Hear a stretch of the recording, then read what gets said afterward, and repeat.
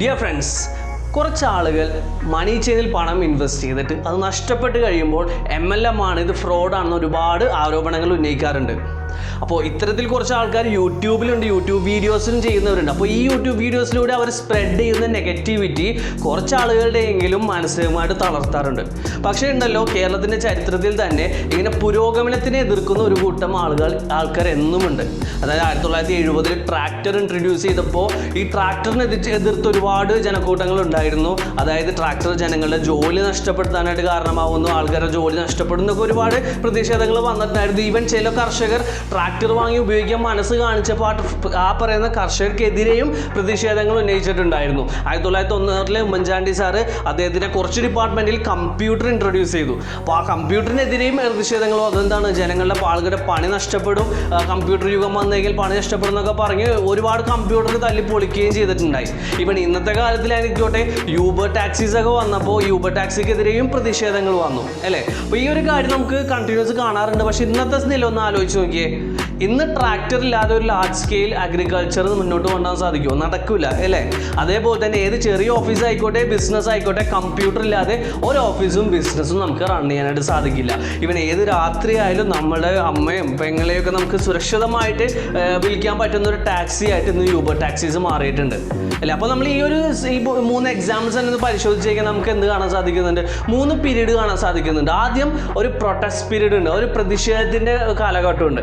പിന്നീട് എന്തോരും ഒരു അക്സെപ്റ്റൻസ് പീരീഡ് വരുന്നുണ്ട്. പിന്നെ വരുന്നത് എന്താണ്, ഒരു എസെൻഷ്യൽ പീരീഡ് വരുന്നുണ്ട് അല്ലേ. ഇപ്പോൾ എക്സാമ്പിൾ പറയുന്നത് വാട്സാപ്പ് മെസ്സഞ്ചർ. വാട്സാപ്പ് എന്ന് പറഞ്ഞ ആപ്ലിക്കേഷൻ ആദ്യം വന്നപ്പോൾ എന്തായിരുന്നു, ഈ വാട്സാപ്പ് ആപ്ലിക്കേഷൻ ജനങ്ങളെ വഴി തെറ്റിക്കുന്നത് അനാവശ്യമായ ഒരു കാര്യമാണെന്നുകൊണ്ട് ഒരുപാട് പ്രതിഷേധങ്ങൾ വന്നിട്ടുണ്ടായി. പിന്നീട് ഒരു പീരീഡ് വന്നു, ഇതിൻ്റെ അക്സെപ്റ്റൻസ്, ഇത് ആൾക്കാരെ അംഗീകരിച്ചതിൻ്റെ ഗുണങ്ങൾ മനസ്സിലാക്കുന്ന ഒരു പീരീഡ് വന്നു.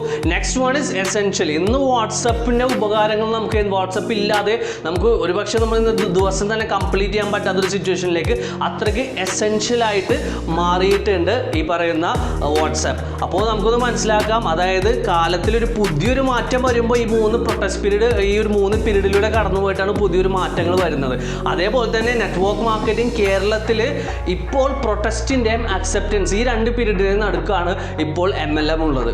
ഓക്കെ, അപ്പോൾ എൻ്റെ പ്രിയപ്പെട്ട നെറ്റ്വർക്ക് മാർക്കറ്റിംഗ് കൺസൾട്ടൻസ് MLM ചെയ്യുന്ന വ്യക്തിയെ, സുഹൃത്തെ, എനിക്ക് നിങ്ങളോട് പറയാനുള്ളത്, ഇങ്ങനെ ഒരുപാട് ആരോപണങ്ങൾ വരുന്നുണ്ട്. ഈ ആരോപണങ്ങൾക്കൊക്കെ മറുപടി എടുത്ത് പോയി കഴിഞ്ഞാൽ നിങ്ങളുടെ ലക്ഷ്യസ്ഥാനത്തേക്ക് എത്താനുള്ള എനർജി നിങ്ങൾക്ക് ബാക്കി ഉണ്ടാവില്ല. അതുകൊണ്ട് തന്നെ ആ ആരോപണങ്ങൾക്കുള്ള മറുപടിയാണ് ഈ വീഡിയോ.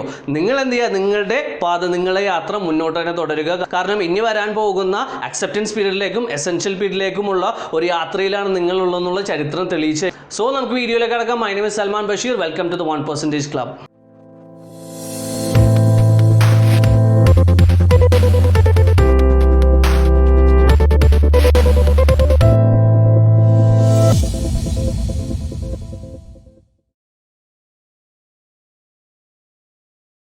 ആദ്യമേ ഞാൻ നോട്ട് പറയട്ടെ, ഈ വീഡിയോയിൽ ഞാൻ പരാമർശിക്കുന്നത് പിരമിഡ് സ്കീംസിനെ കുറിച്ചല്ല.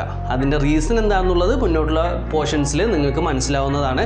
സോ ആദ്യത്തെ ആരോപണം വരുന്നത് റിസ്ക്കാണ്, പണം നഷ്ടപ്പെടും, MLMൽ പണം നഷ്ടപ്പെടുമോ? ഫസ്റ്റ് ഒരു അലഗേഷൻ ആരോപണമാണ്. നമുക്ക് എന്താണെന്ന് പരിശോധിക്കാം.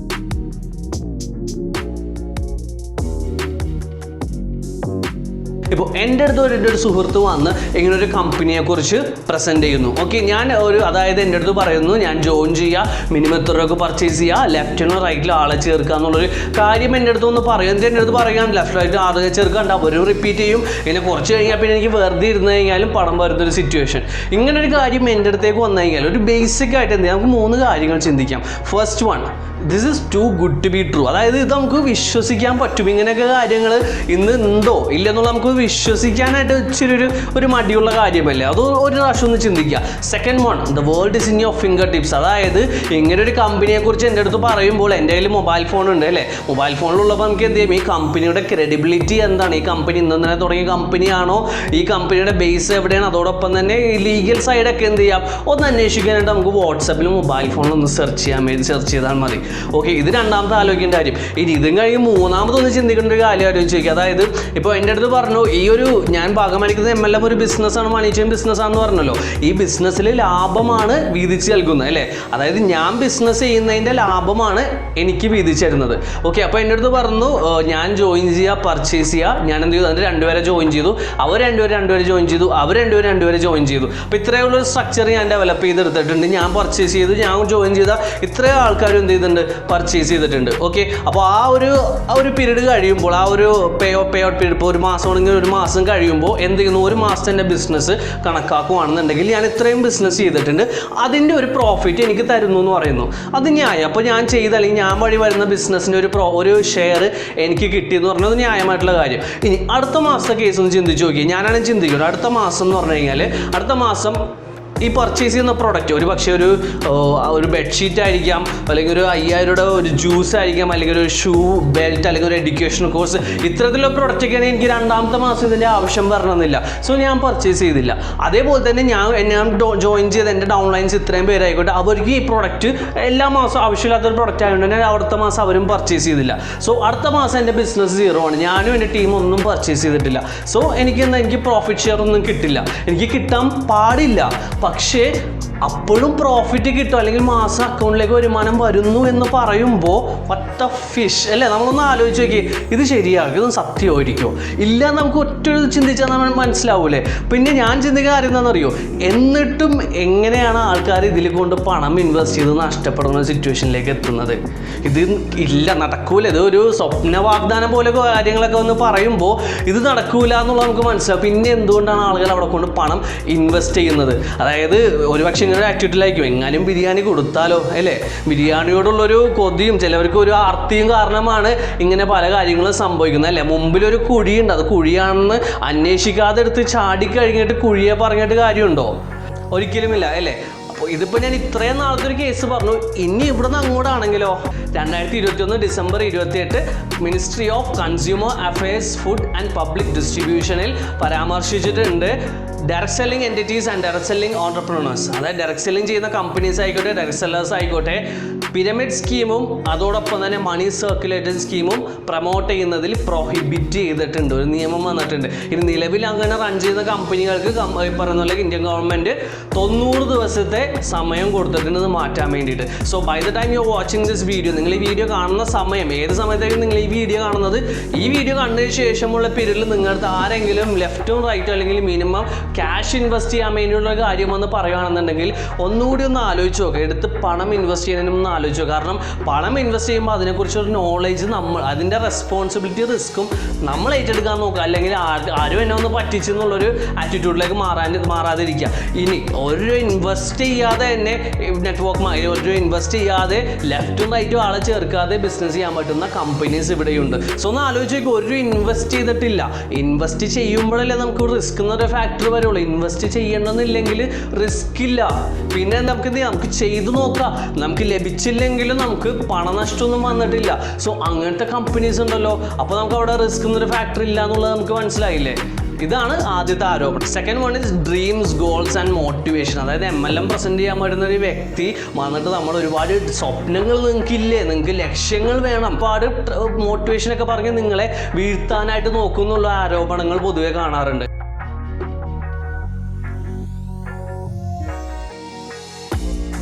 സോ ഡ്രീംസ്, സ്വപ്നം കാണുന്നതിന് ആരോപണം, സ്വപ്നം കാണുവാൻ വേണ്ടി അവർ വന്ന് പറയുന്നത് ഒരു കുറ്റമായിട്ട് കാണിക്കുന്ന കുറച്ച് ജനങ്ങളുണ്ടെന്ന് ഓർത്തിട്ട് എനിക്ക് ചിരിയും വരുന്നുണ്ട്, അതോടൊപ്പം തന്നെ സഹതാപം വരുന്നുണ്ട് അല്ലേ. കാരണം നമ്മുടെ APJ അബ്ദുൽ കലാം പറഞ്ഞിട്ടുണ്ട്, നമുക്ക് നമ്മുടെ സ്വപ്നം സാക്ഷാത്കരിക്കണം എന്നുണ്ടെങ്കിൽ നമ്മൾ ആദ്യം സ്വപ്നം കാണണം. You have to dream in order to for your dreams to come true. അതുപോലെ തന്നെ നമ്മുടെ സച്ചിൻ ടെണ്ടുൽക്കർ പറഞ്ഞിട്ടുണ്ട്, don't stop chasing your dreams because dreams to come true അല്ലേ. ഇവരൊക്കെ ഇപ്പോൾ പറഞ്ഞിരിക്കുന്നത് വെറുതെ ആണോ? നമ്മളൊക്കെ അവർ ചെയ്ത് കാണിച്ചു തന്നിട്ടുള്ള ഒരു പ്രചോദനങ്ങളല്ല തരുന്നത്. ഈവൻ ഇപ്പോൾ നിങ്ങൾ ചിന്തിച്ചു കഴിഞ്ഞാൽ, നിങ്ങൾ ഒരു പക്ഷേ ഈ വീഡിയോ കാണുന്ന മൊബൈൽ ഫോൺ തന്നെ ഇത് കണ്ടുപിടിക്കുന്നതിന് മുമ്പ് ഒരു വ്യക്തിയുടെ സ്വപ്നമായിരുന്നു ഒരു മൊബൈൽ ഫോൺ എന്ന് പറഞ്ഞു കഴിഞ്ഞാൽ. അതുപോലെ തന്നെ ടെലിവിഷൻ, പ്ലെയിൻ, നമ്മൾ പറഞ്ഞ യാത്ര ചെയ്യുന്ന പ്ലെയിനൊക്കെ തന്നെ ഈ പ്ലെയിൻ കണ്ടുപിടിക്കുന്നതിന് മുമ്പ് തന്നെ മനുഷ്യർ ഒരു കൂട്ടം ആൾക്കാർ സ്വപ്നം കണ്ടിരുന്നതാണ്. പറക്കണ സ്വപ്നം കണ്ടുന്ന ആൾക്കാരുടെ അവരുടെ സ്വപ്നത്തിൻ്റെ ഫലമാണ് ഒരു പ്ലെയിൻ കണ്ടുപിടിച്ചത്. അതേപോലെ തന്നെ വാഹനങ്ങൾ കണ്ടുപിടിച്ചത് ഇതൊരു വ്യക്തിയുടെ സ്വപ്നമായിരുന്നു, ഇങ്ങനെ യാത്ര ചെയ്യാൻ ഒരു വാഹനം വേണം എന്ന് ആഗ്രഹിച്ച് സ്വപ്നത്തോട് കണ്ടുപിടിച്ചു. അതായത് ഞാൻ നമുക്കത് മനസ്സിലാക്കുന്ന കാര്യം എന്ന് വെച്ച് കഴിഞ്ഞാൽ മനുഷ്യരാശി മുന്നോട്ട് വളരുന്നുണ്ടെങ്കിൽ അതിന് കാരണം സ്വപ്നം കാണുന്ന ഒരു കൂട്ടം ജനങ്ങളാണ് അതിനുള്ള കാരണക്കാരെന്ന് മനസ്സിലാക്കുക. അപ്പോൾ ഈ സ്വപ്നങ്ങളെ വില കുറച്ചാലും സ്വപ്നങ്ങൾ കാണാൻ പറയുന്നത് അയ്യോ സ്വപ്നം കാണാൻ പറയുന്നുണ്ടെന്ന് പറയുമ്പോൾ നിങ്ങളെ പിന്തിരിപ്പിക്കുന്ന ആൾക്കാരുണ്ടല്ലോ അവരോടൊപ്പം കൂട്ടുകൂടത്തില്ലെന്ന് എനിക്ക് പറയാനുള്ളൂ. ആൻഡ് ഓൾസോ മോട്ടിവേഷൻ എന്നാണ് നമ്മളെങ്ങനെ നമ്മളെ മോട്ടിവേഷൻ ഒന്ന് ബൂസ്റ്റ് ചെയ്യാനായിട്ട് നോക്കുന്നുള്ളത്. സുഹൃത്തെ, motivation only gets you started.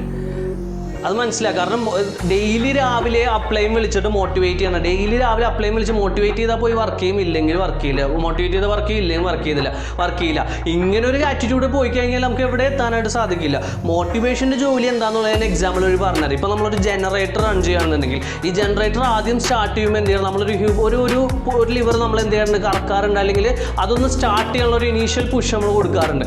അത് മോട്ടിവേഷൻ എന്ന് പറയാം. അതുപോലെ തന്നെ വണ്ടി നമ്മൾ സ്റ്റാർട്ട് ചെയ്യുമ്പോൾ നമ്മൾ പ്രസ് ചെയ്യുമല്ലോ. അപ്പോൾ പ്രസ് ചെയ്യുമ്പോൾ ആദ്യം ബാറ്ററിയിലാണ് ഈ ഒരു മോട്ടോർ റൺ ചെയ്തിട്ട് സ്റ്റാർട്ട് ആക്കുന്നത്. എന്നിട്ട് പിന്നീടാണ് എന്തിലേക്ക് വരുന്നത്, ഇതിൻ്റെ എൻജിൻ പണി ഏറ്റെടുക്കുന്നത്. അതേപോലെ തന്നെ ജനറേറ്ററിലും അങ്ങനെ തന്നെയാണ്. ഇപ്പോൾ നീന്താൻ പഠിക്കാനാണെങ്കിൽ തന്നെ മോട്ടിവേഷൻ നമ്മൾ എന്ത് ചെയ്യുന്നു, നമ്മൾക്ക് വെള്ളത്തിലേക്ക് ഇറങ്ങാനുള്ള ഒരു പേടി മാറ്റിയിട്ടൊരു ധൈര്യം അല്ലേ, വെള്ളത്തിലേക്ക് ഇറങ്ങാനുള്ള ഒരു ധൈര്യം തരുന്നു. പക്ഷേ മോട്ടിവേഷൻ ഉള്ളതുകൊണ്ട് നമുക്ക് നീന്താൻ പറ്റണമെന്നുണ്ടോ?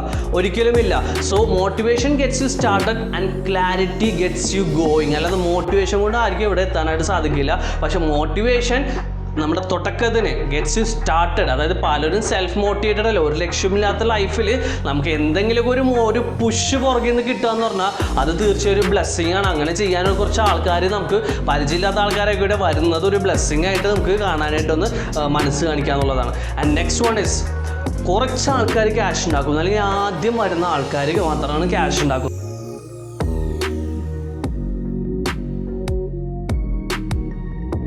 ഇത്തരത്തിലുള്ള ആരോപണങ്ങളും വരാറുണ്ട്.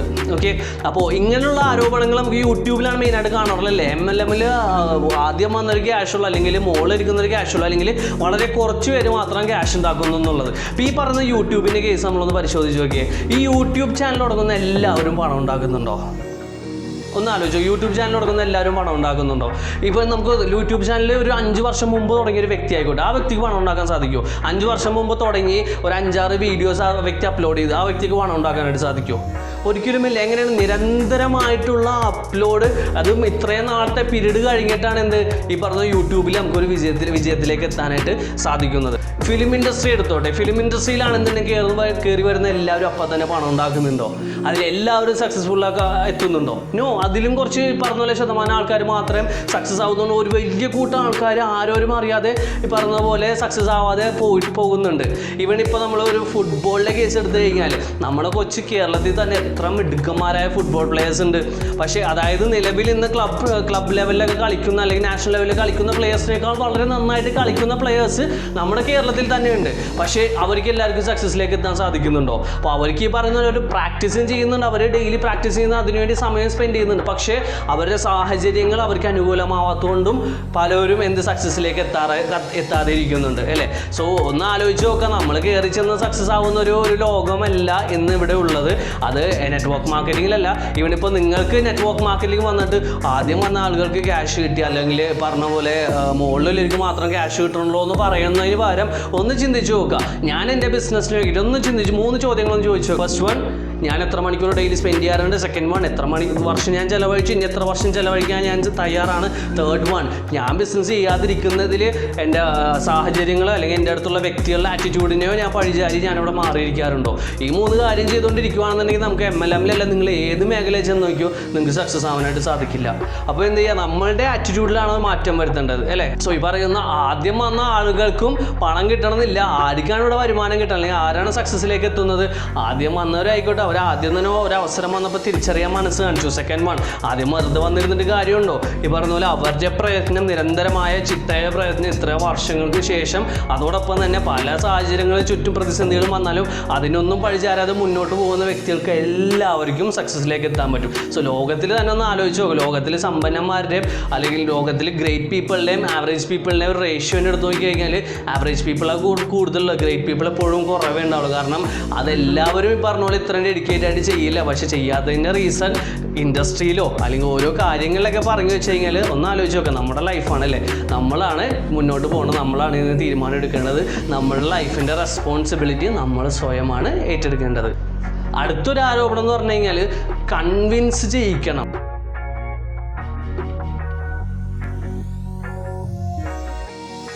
ആളുകളെ കൺവിൻസ് ചെയ്യിക്കാൻ കഴിവുള്ളവർക്ക് MLM ചെയ്യാൻ പറ്റുള്ളൂ. ഒരുപാട് സംസാരിക്കാനുള്ള കഴിവുള്ളവർക്ക് MLM ചെയ്യാൻ പറ്റുള്ളൂ എന്നുള്ളത്. പക്ഷേ ആദ്യമേ പറയട്ടെ, കൺവിൻസിങ് ചെയ്യാനുള്ള കഴിവിന് ഇവിടെ ഒരു പ്രസക്തിയില്ല. നിങ്ങളെ കൺവിൻസ് ചെയ്യാനുള്ള കഴിവിൽ നിങ്ങൾക്ക് ഇവിടെ ഒരു പ്രസക്തിയില്ല. നിങ്ങളൊന്ന് ആലോചിച്ച് നോക്കുക. നിങ്ങൾ MLM ചെയ്യാൻ തീരുമാനിച്ചിട്ടുണ്ടെങ്കിൽ നിങ്ങളുടെ സക്സസ്സിന് വേണ്ടിയിട്ടാണോ നിങ്ങൾ ചെയ്യാൻ തീരുമാനിക്കുക, അല്ലെങ്കിൽ നിങ്ങളെ ജോയിൻ ചെയ്ത വ്യക്തിക്ക് ആ വ്യക്തിയെ രക്ഷപ്പെടുത്താൻ വേണ്ടിയിട്ടായിരിക്കും നിങ്ങൾ ആത്മാർത്ഥമായിട്ട് MLM ചെയ്യാൻ പോകുന്നത്?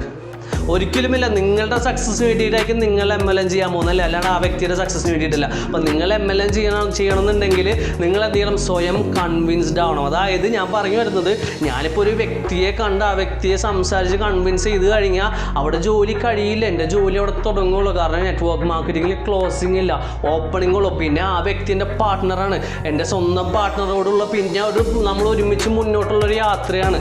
ഒരിക്കലും തീരില്ല, തുടങ്ങുകയുള്ളൂ. അതുകൊണ്ട് ഒറ്റ തവണ കൺവിൻസിങ് കൊണ്ട് ഇവിടെ ഒന്നും നേടാൻ പറ്റൂല. പക്ഷെ എന്താണ് നമ്മൾ ചെയ്യുക? ഇൻസ്റ്റഡ് എന്താണ് ഇവിടെ യഥാർത്ഥത്തിൽ സംഭവിക്കേണ്ടത് അല്ലെങ്കിൽ സംഭവിക്കുന്നത് എന്താണെന്ന് കൂടി ഞാൻ പറഞ്ഞുതരാം. ഇവിടെ നമ്മൾ ഷെയറിംഗ് ആണ് ചെയ്യുന്നത്. നമ്മൾ എന്താ ചെയ്യുന്നത്? ഒരു വ്യക്തിക്ക് ഇങ്ങനെ ഒരു ഓപ്പർച്യൂണിറ്റി ഷെയർ ചെയ്ത് കൊടുക്കുന്നു. ആ വ്യക്തിയുള്ള ഡൗട്ടുകളൊക്കെ ക്ലിയർ ചെയ്ത് കൊടുത്തിട്ട് ആ വ്യക്തി സ്വയം കൺവിൻസ്ഡ് ആയി കഴിയുമ്പോൾ ആ വ്യക്തി തീരുമാനം എടുക്കുള്ളൂ. അല്ലാതെ ഒരിക്കലും നിങ്ങൾക്ക് വേണ്ടിയിട്ട് ആരും വന്ന് ഇവിടെ നെറ്റ്വർക്ക് മാർക്കറ്റിങ്ങിൽ നിങ്ങളെ രക്ഷിക്കാൻ വേണ്ടി ആരും വന്ന് ചെയ്യില്ല. അവർക്ക് രക്ഷപ്പെടാൻ വേണ്ടിയിട്ടാണ് അവർ നെറ്റ്വർക്ക് മാർക്കറ്റിംഗ് ചെയ്യുന്നത്. സോ അവർക്ക് രക്ഷപ്പെടണം എന്ന് അവർ സ്വയം കൺവിൻസ്ഡ് ആയി കഴിഞ്ഞാലേ ഇറങ്ങിത്തിരിക്കുള്ളൂ. സോ നമ്മുടെ ജോലി എന്താണ്? ഈ അവസരം എത്തിക്കുക എന്നുള്ളതാണ്, അല്ലേ? വളരെ ക്ലിയർ ആയിട്ട് ഷെയർ ചെയ്ത് കൊടുക്കുക. അത് മാത്രം ചിന്തിച്ചാൽ മതി. നിങ്ങൾ പറഞ്ഞ് കൺവിൻസ് ചെയ്യണ്ട. നിങ്ങൾ എത്ര നന്നായിട്ട് ഷെയർ ചെയ്യാൻ വേണ്ടി പറ്റുന്നുള്ളത് നോക്കിയാൽ മതി. എത്ര നന്നായിട്ട് ഷെയർ ചെയ്യാൻ വേണ്ടിയിട്ട് നമ്മൾ നേരെ അപ്ലൈനല്ല വിളിക്കേണ്ടത്. ഈ ഒരു കാര്യം നമ്മൾ മനസ്സിലാക്കി കഴിഞ്ഞാൽ നമുക്ക് ഷെയർ ചെയ്യാൻ പറ്റും. നമുക്ക് മനസ്സിലായ പോലെ നമുക്ക് ഏറ്റവും നന്നായിട്ട് മനസ്സിലാക്കിയിട്ട് നമ്മുടെ സ്വന്തം ഭാഷയിൽ നമുക്ക് ഷെയർ ചെയ്യാനായിട്ട് സാധിക്കും. സോ മനസ്സിലാക്കിയിട്ട് ഷെയർ ചെയ്യുക. കൺവിൻസ് ചെയ്യേണ്ട ആവശ്യമില്ല, അവർ സ്വയം കൺവിൻസ്ഡ് ആവുന്നതാണ്. സോ ഇതാണ് മറ്റൊരു ആരോപണമായിരുന്നു. And the last one is lost relationship. അല്ലെങ്കിൽ നെറ്റ്വർക്ക് മാർക്കറ്റിംഗ് വന്നിട്ട് ഒരുപാട് ബന്ധങ്ങൾ അല്ലെങ്കിൽ നല്ല ഫ്രണ്ട്സിനെയൊക്കെ നഷ്ടപ്പെടും എന്നുള്ളൊരു ആരോപണങ്ങളും വരാറുണ്ട്.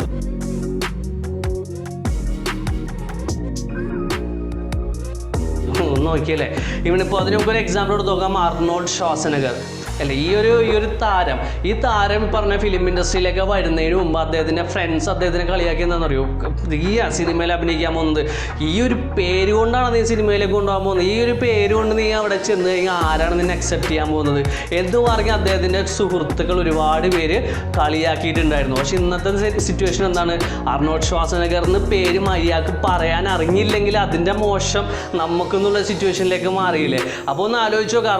ആർണോൾഡ് ആ സമയത്ത് ഫ്രണ്ട്സിൻ്റെ വാക്ക് കേട്ട്, നല്ല കുറേ ഫ്രണ്ട്സിൻ്റെ വാക്ക് കേട്ടിട്ട് അവിടെ ഇരുന്നിരുന്നെങ്കിൽ അദ്ദേഹത്തിന് ഇന്ന് ഈ പറഞ്ഞ ലോകത്ത് ഒരുപാട് വേൾഡ് ഫേമസ് ആയിട്ട് ഒരുപാട് പേരെ ഇൻസ്പയർ ചെയ്തിട്ട് പറ്റുമായിരുന്നു?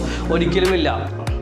ഞാൻ വിശ്വസിക്കുന്നത് നമ്മളെ യഥാർത്ഥ ഫ്രണ്ട്സ് എന്ന് പറഞ്ഞു കഴിഞ്ഞാൽ നമ്മളൊരു ബിസിനസ് തുടങ്ങുമ്പോൾ കൂടെ നിൽക്കുന്നവരാണ് നമ്മുടെ യഥാർത്ഥ ഫ്രണ്ട്സ്. ഞാനൊരു നിത്യോപയോഗ ഉൽപ്പന്നങ്ങളുടെ ബിസിനസ് സ്റ്റാർട്ട് ചെയ്ത് കഴിഞ്ഞാൽ എൻ്റെ ഫ്രണ്ട്സ് ഒരു പരിചയമില്ലാത്തൊരു കടയിൽ പോയി ഉൽപ്പന്നം വാങ്ങുന്നതിന് പകരം എൻ്റെ അടുത്ത് നിന്ന് ഉൽപ്പന്നം വാങ്ങുന്നവരാണ് യഥാർത്ഥ ഫ്രണ്ട്സ് എന്ന് പറയുന്നത്. ഒന്ന് ആലോചിച്ച് നോക്കിയേ. അല്ലാതെ നമുക്ക് ഈ പറയുന്ന പോലെ സന്തോഷങ്ങളിൽ മാത്രം കൂടി നിൽക്കുന്നവരാണ് യഥാർത്ഥ ഫ്രണ്ട്സ്. അങ്ങനെയുള്ളവരെയൊക്കെ ഈ പറയുന്ന പോലെ നമ്മൾ നല്ല ഫ്രണ്ട്സ് നഷ്ടപ്പെടുന്നുള്ള ചിന്തിക്കേണ്ട കാര്യം നമുക്കുണ്ടോ?